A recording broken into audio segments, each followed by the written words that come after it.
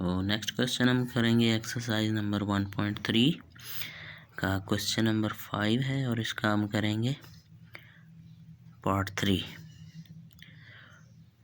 Part 3 है जी 4 into √3 divided by √7 plus √5। तो चलते हैं हम इसके सलूशन की तरफ।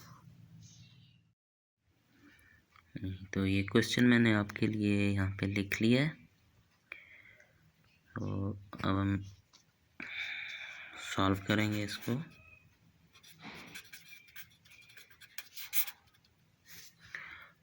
सबसे पहले स्टेप में हम जिस तरह के करते होते हैं, हमने ये देखना कि यहाँ पे क्या है।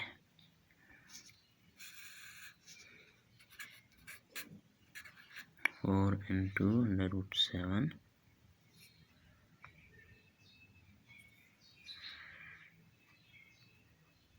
4 into √3 and divided by √7 plus √5 और इसको हम मल्टीप्लाई कर देंगे √7 माइनस √5 डिवाइडेड बाई √7 माइनस √5।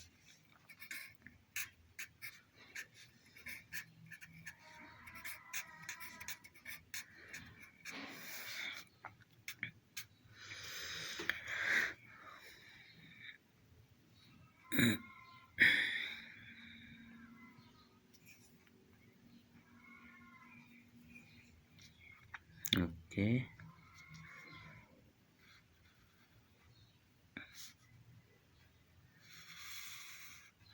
तो ऊपर वाले को दोनों को मल्टीप्लाई करेंगे, हमारे पास आ जाएगा 4 into √3 into √7 minus √5।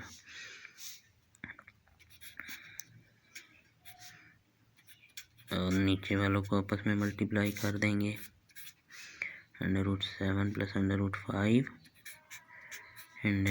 Into √7 minus √5।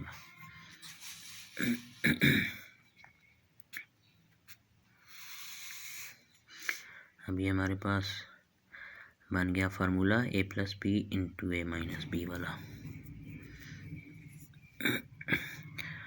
ऊपर वाला ऐसे ही लिख देंगे, एज इट इज आ जाएगा।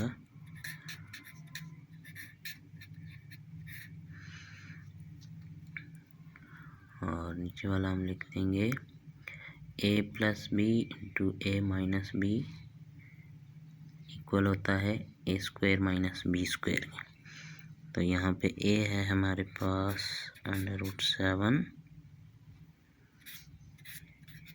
माइनस b है हमारे पास √5।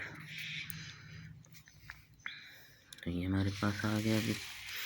ओके,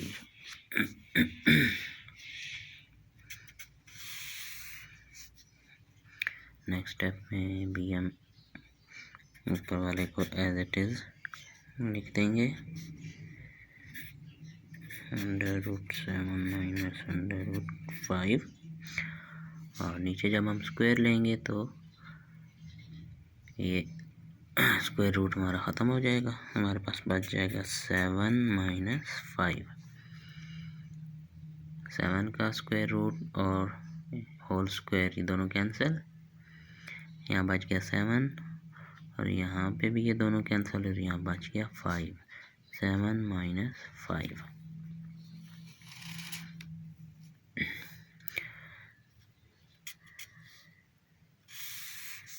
ऊपर वाला नेक्स्ट स्टेप में भी उसी तरह आ जाएगा। 4 इंटू √3 इंटू √7 माइनस √5 और 7 माइनस 5 हमारे पास आ गया 2। अब यहाँ पे 2 है और ऊपर 4 है, तो ये दोनों कैंसिल हो जाएंगे। यहाँ पे हमारे पास ऊपर बच जाएगा 2 इंटू √3 इंटू √7 माइनस √5। तो ये हमारे पास क्वेश्चन नंबर 3 पार्ट 3 का आंसर आ जाएगा। आई होप आपको समझ आ गई होगी अच्छी तरह।